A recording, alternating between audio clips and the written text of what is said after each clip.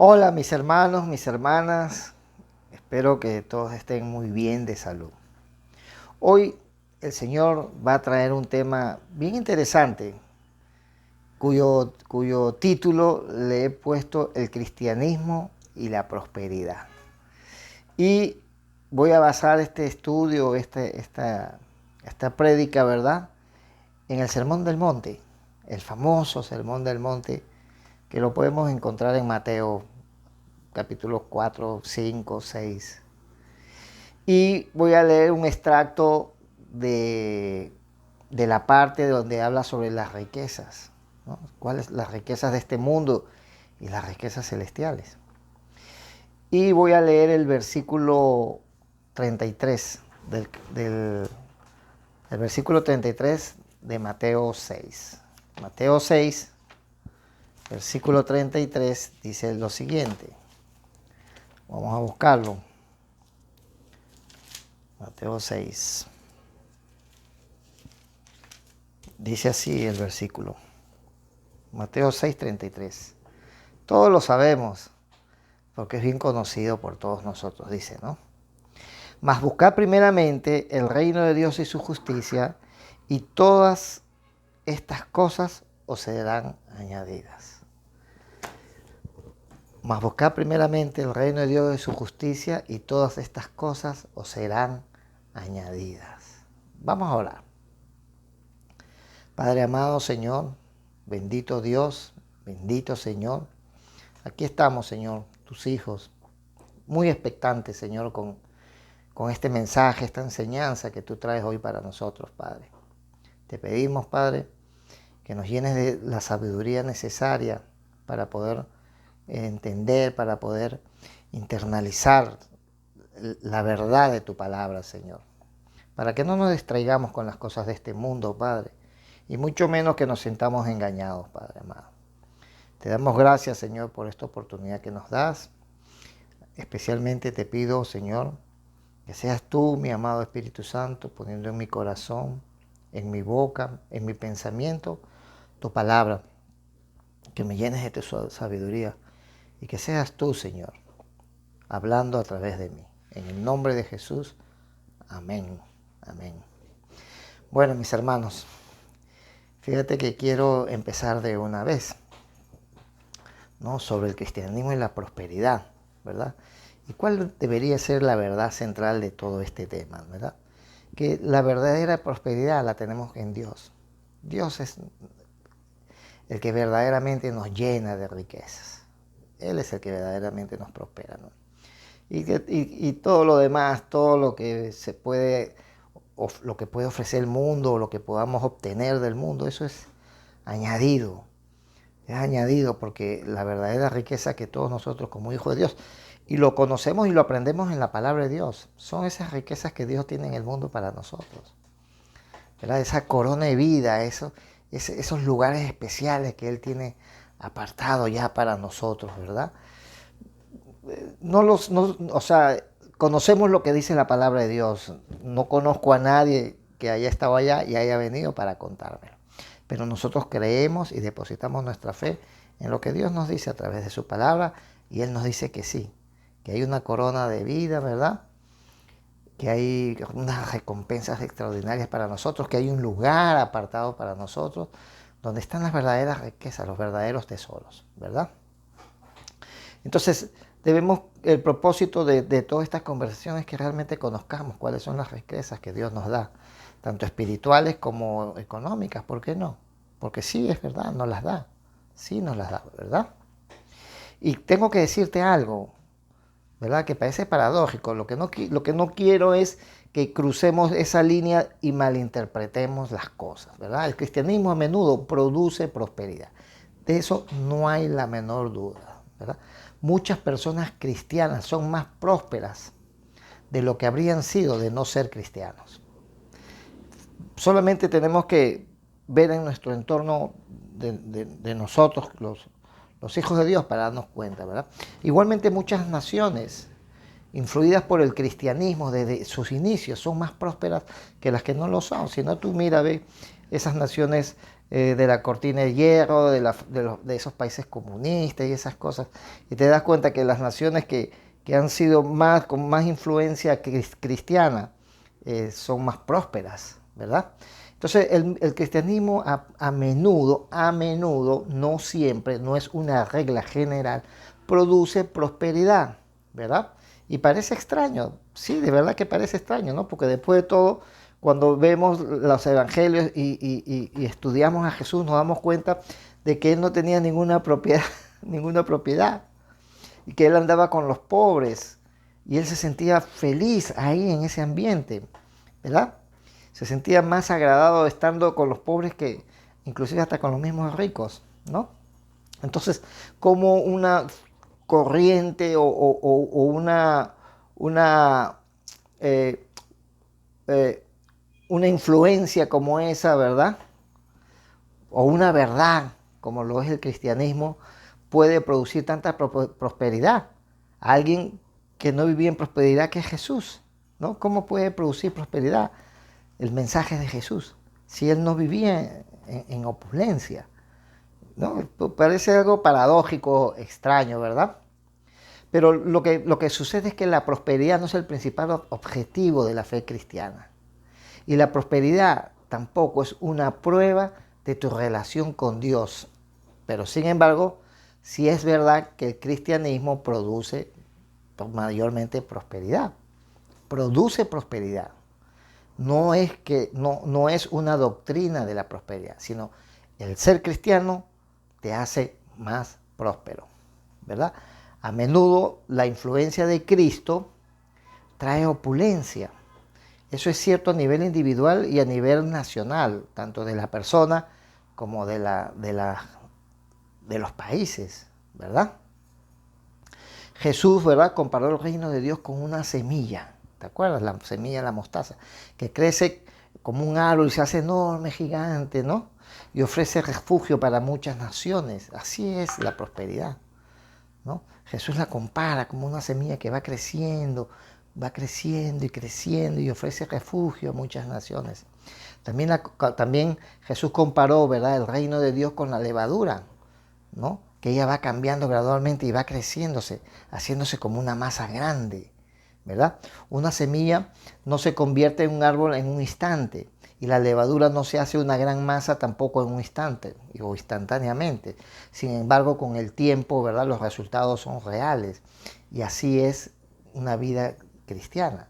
No es que tú te vas a hacer próspero al instante, ni vas a crecer al instante, sino que en un proceso de vida tú vas llevando una vida mucho más ajustada a los principios, a las normas de Dios. Y muchas veces ese caminar con Dios te hace tomar buenas decisiones, y esas buenas decisiones redundan en que te hace próspero, simplemente, ¿no? Así es con el impacto, así es como Jesús impactó al mundo, ¿verdad? En todos los aspectos de la vida. Fue tanto el impacto de Jesús que cambió naciones, cambia personas. Jesús ha sido un transformador definitivamente del mundo, no solo no solo en la piedad personal y en las prácticas religiosas, sino en cada aspecto de la vida humana. O sea, Jesús no solamente nos impactó en nuestra forma de vivir, sino también transformó la vida de todos. Y así lo ha hecho por generaciones y lo va a seguir haciendo para la gloria de Dios, ¿verdad? Entonces el reino de Dios en Cristo, primero que nada, se trata de vivir bajo el amor y el gobierno de Dios. Por eso habla, el versículo empieza diciendo, ¿verdad? Busca el reino de Dios y su justicia. Busca el reino de Dios, el amor de Dios, el gobierno de Dios, ¿verdad? Primeramente se trata de eso, de que Dios gobierne nuestras vidas, ¿verdad? De ese gobierno se trata, de ese amor se trata, no acerca de la prosperidad. El reino de Dios no está hablando de prosperidad, pero a menudo, ¿verdad?, ese reino produce prosperidad, una mayor prosperidad, como resultado de estar en sintonía con el diseño de Dios, ¿no? Porque Dios es el dueño de todo. O sea, y esto no significa que todos los que tengamos un caminar con Dios, nuestra prosperidad se va a reflejar quizás en una capacidad económica, sino en muchos aspectos, en aspectos intelectuales, morales, familiares. Uno puede ser próspero en muchas cosas. Lo que pasa es que muchos nos centramos en que la prosperidad se mide por el dinero y no es así. No necesariamente es así, ¿verdad? Un aspecto clave en el que el cristianismo ha producido prosperidad es hacer que el trabajo valga la pena. O sea, esto quiere decir que cuando el trabajo que tú estás haciendo vale la pena para ti, te haces próspero, ¿verdad? Esa es la clave, ¿verdad? Para producir prosperidad, que ese trabajo valga la pena, ¿no? Porque ¿cómo pudieras tú prosperar en un trabajo que tú no te sientes bien? Que no valga la pena, que haya abusos, que haya maltratos, que haya explotación. Lógicamente en ese trabajo no te va a hacer prosperar. Ni tú vas a prosperar y yo tengo la plena seguridad que ni siquiera el propietario va a prosperar, ¿no? Si las personas ven el trabajo como algo honorable, como algo rentable, como algo justo, ¿verdad? Son más propensas a trabajar más y ser más productivas. ¿Por qué? Porque probablemente se sientan más motivados, ¿no? Porque ven que hay un buen trato, un trato justo, hay una ética, una moral, ¿verdad? Todos es transparente, pues todos van a trabajar y van a poner más de su parte y van a prosperar, ¿no? A medida que una economía crece, se crea más y más riqueza y más personas tienen una oportunidad de trabajar. Y esa es la manera, definitivamente esa es la manera, ¿no? Y parecerá extraño que haya dicho todas estas cosas, ¿verdad? Y tú dirás, bueno, ¿y de qué estamos hablando, no? Estamos hablando de la palabra de Dios, porque ese es el diseño de Dios. Ese es el diseño de Dios. El diseño de Dios es, ¿verdad? Que vivamos bajo su reino, bajo su gobierno, y que Él además nos va a hacer prósperos. Pero quiero hacer una salvedad y vuelvo a insistir en esto, que la prosperidad no necesariamente es económica, no es riqueza material. La prosperidad también, como lo dije anteriormente, puede ser de muchas otras maneras, ¿verdad? Como la felicidad, ¿no? La felicidad no solamente es tener dinero, la felicidad te puede dar tener una vida con una familia que amas, que te ama, etcétera, etcétera, ¿no? Entonces eso quiero dejarlo bien claro, ¿no? Entonces, pero sí quiero seguir afirmando que el cristianismo definitivamente, ¿verdad? En el correr de la historia de la humanidad ha generado riqueza, ha creado riqueza, ¿verdad? Fíjate, Estados Unidos y Europa tienen una larga influencia cristiana, ¿verdad? Desde sus fundadores. Vamos un poquito más allá. Quienes conquistaron a América del Norte fueron los ingleses. Y los ingleses tenían una fuerte influencia cristiana, ¿verdad? Estados Unidos, Canadá y Europa tienen una larga historia e influencia cristiana y por eso son economías prósperas en el mundo y eso no tengo ni que decirlo ni querer reafirmarlo porque ustedes bien lo saben, ¿no? Y tiene una clase media bastante fuerte, ¿no? Que tiene una calidad de vida bastante aceptable. Corea del Sur, Japón y la India también se han beneficiado de todo eso. ¿Por qué? Porque si bien no tienen esas raíces cristianas, se han asociado a aquellos países que sí tienen raíces cristianas y han adoptado cultura de ellos, han adoptado modos de trabajar, modos de manejar su economía, ¿verdad? Han modelado esas culturas con historia o influencia cristiana y se han hecho prósperas, ¿no? Corea del Sur, Japón son muy prósperas, ¿no? Entonces, el impacto económico que tiene el cristianismo no siempre ha sido inmediato, y eso es verdad, ¿verdad? Y es evidente, la influencia cristiana se construye con el tiempo. O sea, ¿por qué te lo digo eso? Porque hay países que a lo mejor han ido, como quien dice, desvinculándose un poco de todo eso, de toda esa influencia cristiana, porque es verdad, hay países oye, están dando muchos tumbos por ahí, pero todavía la base, ¿verdad?, que generó la economía, que es una base con una mente, con una dirección cristiana, es la que ha traído prosperidad. Entonces vemos que los beneficios económicos del cristianismo, ¿verdad?, pueden persistir por mucho tiempo, aun cuando algunos de ellos hayan abandonado su fe. ¿Por qué? Porque ya las raíces han sido formadas, ¿verdad? ¿Y cuál es el impacto aparente de todo esto, no? Parece extraño que el cristianismo pudiera ser más rico a muchos individuos y a muchas naciones. Y es verdad, parece extraño, pero es así. Es así, hay muchos individuos y muchas naciones que se han hecho ricas, ¿verdad? ¿Por qué? Por las políticas que han sido generadas por personas que han tenido un caminar con Dios. Jesús no tuvo ninguna propiedad. Él amó a los pobres y advirtió sobre el amor del dinero, que tuviéramos mucho cuidado, ¿verdad? Que donde estaba tu corazón está donde están tus, tus riquezas. Si tus riquezas están en este mundo, tu corazón está aquí. Si tus riquezas están en el cielo, tu corazón está allá. Perdón.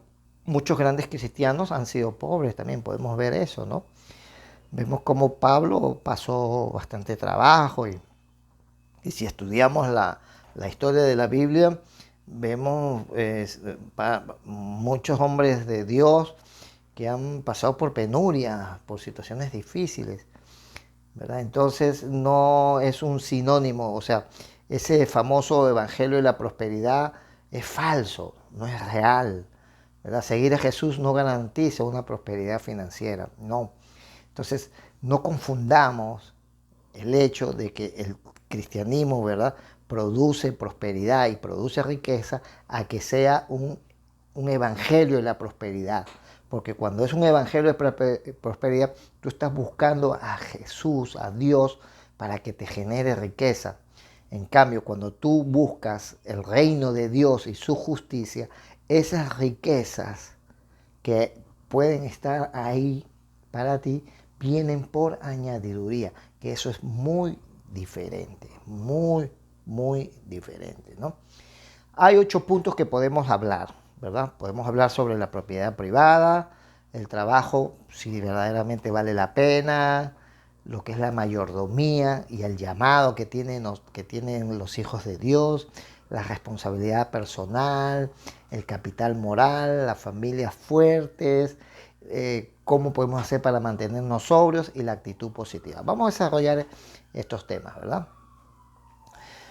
Y vamos a poner un fundamento bíblico a esto para que te des cuenta de que efectivamente el cristianismo puede producir prosperidad, pero tienes que también estar atento, ¿no?, a la palabra de Dios y fundamentarte bien para que esa prosperidad, si Dios te bendice con esa prosperidad, esté bien cimentada y estés bien parado en la roca, fuerte, sólido, ¿no?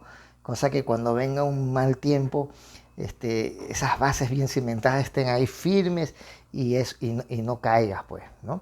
Entonces, por ejemplo, con la propiedad privada, cuando vemos Mateo 19, 18, o cuando leemos los mandamientos, dice que no robarás, no codiciarás, ¿no?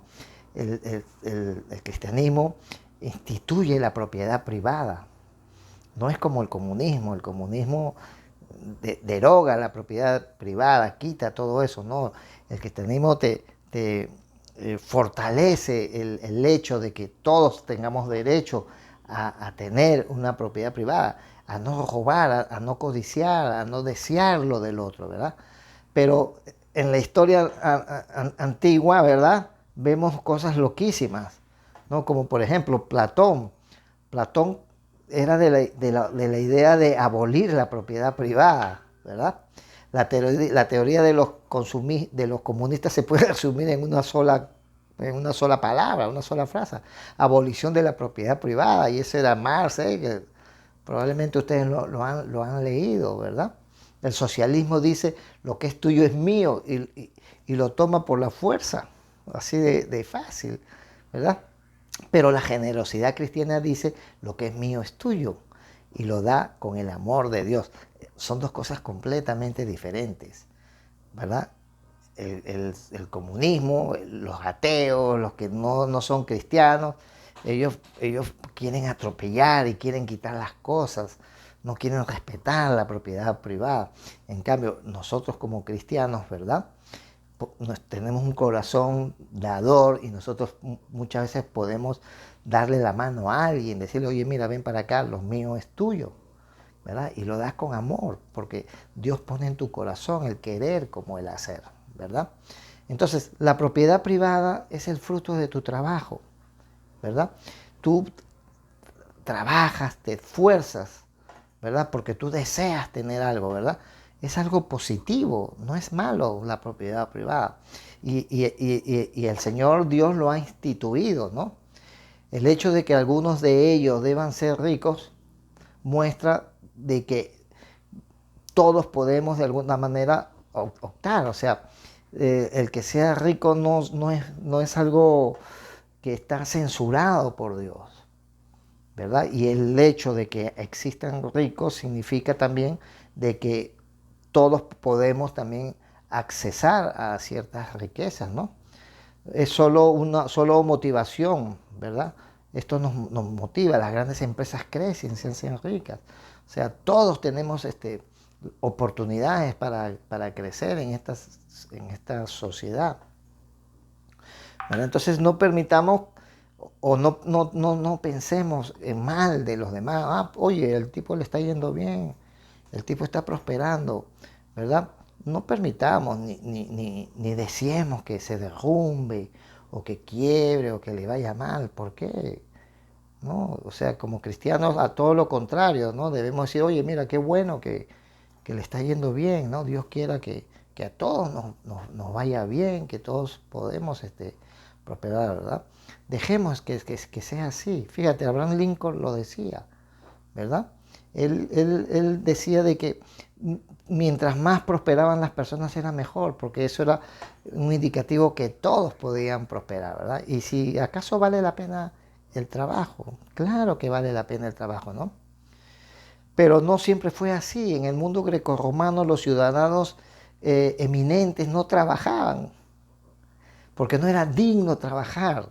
Quienes trabajaran eran los esclavos, los artesanos, ¿verdad? Eran las personas no sé, los que no estaban en esa sociedad alta, ¿verdad? Porque se creía que los hombres tenían que ocuparse solamente de la parte intelectual, pensadores, hombres libres.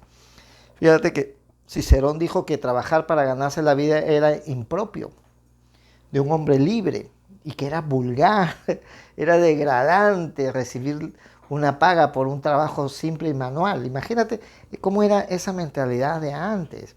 Pero entonces también podemos ver quiénes eran esos pensadores, ¿no? Cuál era su doctrina, o sea, cuál era su pensamiento religioso, o cuál era el Dios que ellos estaban adorando, ¿no? Entonces, ¿qué pasaba? Que las clases trabajadoras o obreras trabajaban sin ningún tipo de reconocimiento ni recompensa, ¿verdad? La mayoría de los trabajadores eran esclavos en esa época, en el pasado, no hace muchos años atrás, unos 200 años atrás, ¿no? Todavía la historia de la esclavitud está ahí presente, está en nuestros oídos, siempre nos da vueltas por ahí, el racismo y todas esas cosas, ¿no? Entonces vemos que el trabajo en aquella época no era digno. Quienes trabajaban no eran los hombres vamos a decirlo así, los de la sociedad, los pensadores, los intelectuales, sino los que trabajaban eran, vamos a decir, lo último, lo despreciable, ¿verdad? Proverbios 18:9, ¿qué dice? El que es negligente en su trabajo es hermano del hombre disipador. O sea, todo lo contrario a como pensaban antes. Fíjate, Dios nos dice que tenemos que trabajar, que no debemos ser negligentes, ¿verdad? Y el ejemplo lo tenemos en la historia de la Biblia con muchos hombres de Dios. Por ejemplo, José fue un buen esclavo y se volvió grande, se volvió el número 2 en Egipto, después del faraón. Jesús trabajó como carpintero, Pablo confeccionó tiendas, Pablo trabajó. Mira, ve lo que dice Colosenses 3, 23 y 24, y todo lo que hagáis, hacedlo de corazón, como para el Señor y no para los hombres, sabiendo que del Señor recibiréis la recompensa de la herencia, porque a Cristo el Señor servís, ¿verdad? Entonces el trabajo es valioso y merece una remuneración justa. Lucas 10, 7, la porción B dice, el obrero es digno de su salario. Colosenses 4, 1 dice, amos, hacer lo que es justo y recto a vuestros siervos, sabiendo que vosotros tenéis un amo en los cielos. Dios está observando, tú que eres jefe, Dios te está observando, ¿verdad? Tú que eres propietario, tú que eres empresario, tú que eres gerente, tú que eres industrial, Dios te está observando y te lo dice aquí en Colosenses. Santiago 5, del 1 al 6 dice, vamos ahora ricos, llorad y aullad por las miserias que os vendrán. He aquí clama el jornal de los obreros que han cosechado vuestras tierras, el cual por engaño no les ha sido pagado a vosotros. Y los clamores de los que habían cegado han han entrado en los oídos del Señor de los ejércitos. Entonces, ya sabemos, los empleadores, Dios quiere que todos prosperemos, pero Él también quiere que todos lo hagamos de la manera correcta y que tratemos bien a las personas con las que trabajamos. La mayordomía, ¿verdad? Y el llamado, Dios nos ha llamado a ser sus mayordomos, sus administradores de todas las riquezas que él ha creado en este mundo. Somos sus mayordomos. De eso se trata la mayordomía, ¿verdad? Fíjate lo que dice Génesis 1:28, empezando la Biblia. Dice, fructificaos y multiplicaos, llenaos la tierra y sojuzgadla, y señoread en los peces del mar, en las aves de los cielos, en todas las bestias que se mueven sobre la tierra. Él nos está entregando su creación para que nosotros la administremos bien, para que enseñoreemos, ¿verdad? Aquí dice, sojuzgarla y señorear. Tenemos que administrar bien todos los recursos que el Señor nos ha puesto. En Génesis 2:15, tomó pues Jehová Dios al hombre y lo puso en el huerto de Edén para que lo labrara y lo guardase.